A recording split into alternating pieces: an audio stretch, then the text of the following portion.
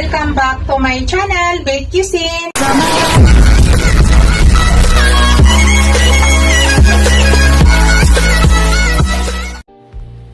Hello guys, today's video guys, magluto tayo ng sinigang na ulo ng maya-maya. Yan po yung ating maya-maya, nalinis ko na po yan maigi. Yan po yung ilagay natin, kamatis, sibuyas, siling haba. Tapos mayroon yan dito guys, sibuyas, dahon. Yan. Lagyan natin ng sibuyas, dahon, dagdag aroma. Isigang natin sa sampalok guys. Instant lang ang gamit ko na sampalok. Tara guys, umpisa na natin. Guys, umpisa na tayo. Yan, nagpainit na ako ng pan. Lagyan ko ng konting olive oil guys. Para magisa lang yung aking kamatis at saka sibuyas. Yan lang po yung igigisa ko dyan. Para madurog lang maigi yung kamatis. So, yan. Maglagay na tayo ng olive oil. Konti lang guys. Pwede kayo gumamit ng ordinary mantika guys. Tinadaan ko po sa gisa yung kamatis para maluto agad.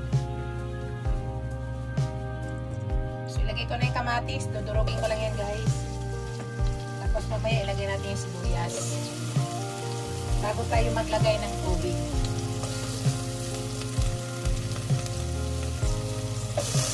Para bago pakuluan ng tubig, durog na yung kamatis. Durugin lang natin yan guys. Tayo lang natin yung madurog. Nakakaiba yung sinigang ko ngayon guys. Hindi ako maglalagay ng kahit anong dahon na gulay. Hindi kaya basta ilalagay lang natin kamatis lang at saka sibuyas, siling haba. Yun lang po yung panghalot ko.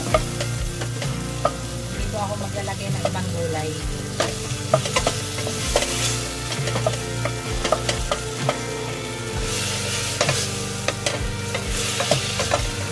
Nasa inyo guys kung gusto nyo lagyan ng gulay. Sa akin, trip ko ngayon hindi ako maglagay ng ibang gulay. And durugin na natin maigi yung kamatis. Tapos nag-init na rin ako ng tubig para ang ilagay natin dito ay mainit na tubig para madali kumulo. Yan, ilagay ko na yung aking sibuyas. Yung dahon guys, mamaya na.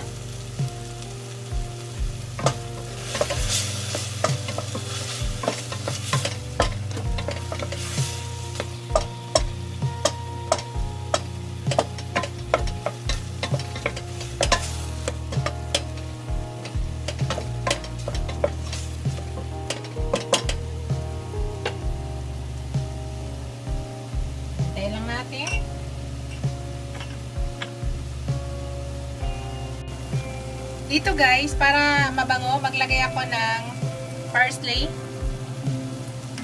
So, lagay tayo ng konti guys, para pabango yan.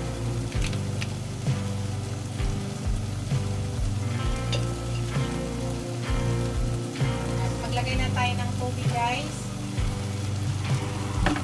Nasa inyo kung ano kadaming tubig.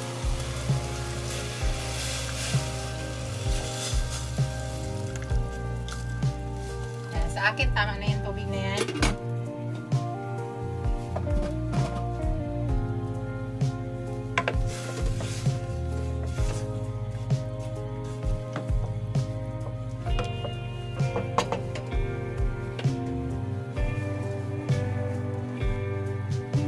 Takpan na natin guys. At hintayin po natin. Pakuluan muna natin yan.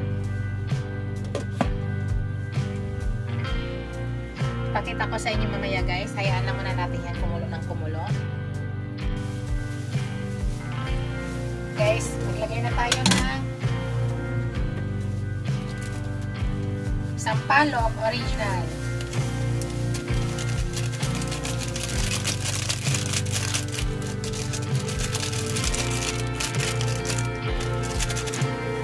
Kumulo muna natin maigin.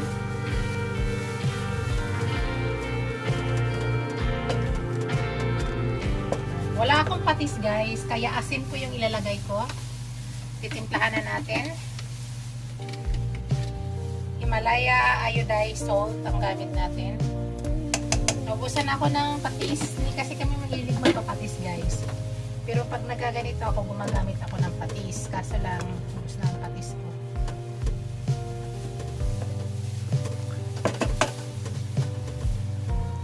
Ilagay ko na yung aking isda, guys.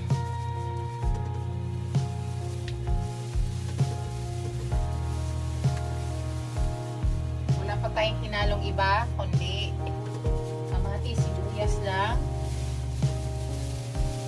Tapos sili. Yan lang. So, takpan natin at pakuluan natin para maluto yung fish. Lagay natin yung sili natin, guys.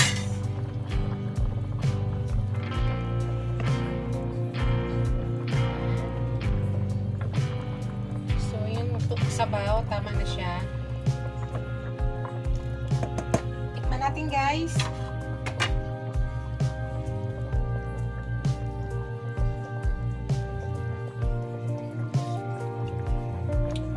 Sarap, guys.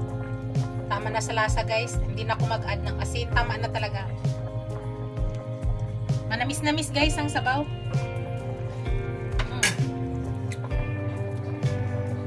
And malapit na po tayo. So, ilagay ko na yung aking sibuyas. Dahon.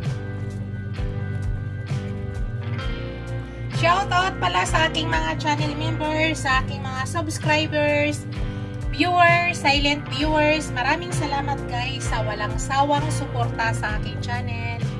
Thank you so much, guys, sa lahat ng mga sumusuporta. Thank you.